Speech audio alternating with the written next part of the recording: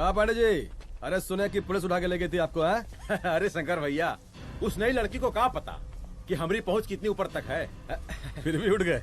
अब शंकर भैया, पार्टी के मेन कार्यकर्ता तो आप ही हैं। अब भला आपसे ऊपर यहाँ कोई हो नहीं सकता, क्यों भैया?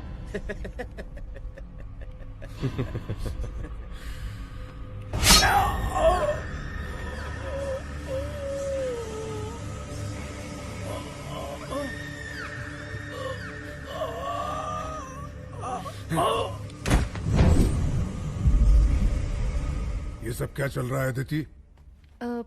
किस तरह के इन्वेस्टिगेशन में लगी हुई है तुम? गर्ल्स हॉस्टल का। देखो, ऐसा कुछ मत करना जिससे पुलिस डिपार्टमेंट की छवि खराब हो। नहीं सर। और एक सुसाइड के केस को फाइल में बंद ही करना है बस। फिर इतनी मेहनत क्यों? लेकिन सर, ये जो एक लेडी एसपी होने के नाते गृह मंत्रालय की आप पर अपार कृपा है। ऐसा कुछ मत करना कि तुम्हें दया का पात्र बनना पड़ जाए। सुसाइड का ओपन एंड शट केस है। रिपोर्ट जल्दी मेरी टेबल तक पहुंचा दीजिए। शर्लॉक होम्स बनने का भी मौका मिलेगा आपको। अभी बहुत सारे केसेस पेंडिंग हैं। चाहिए सर।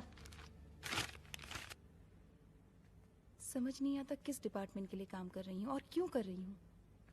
एक केस जो कि श्योर शॉर्ट मर्डर केस है, दिन रात एक करके एक आदमी तक पहुंचे और कोर्ट उसे जमानत दे देती है।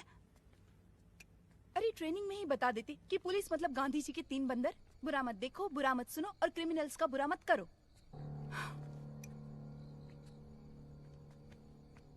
अदिति, इस डिपार्टमेंट का यही कल्चर है और यही system.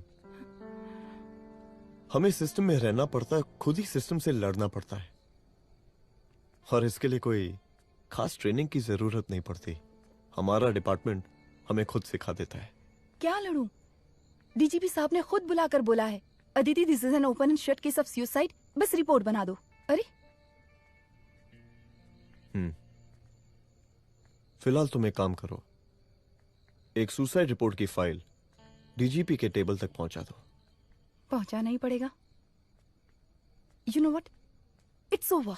It's not over, it's just begin.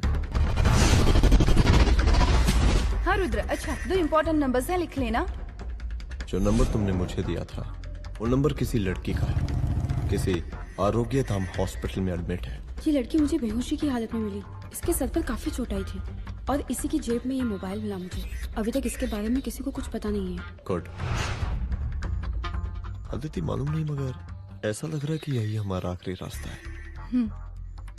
इसके बारे में सिर्फ मैं जानता हूँ और अब तुम। मैं चाहता हूँ कि ये बात हमारे बीच में ही रहे।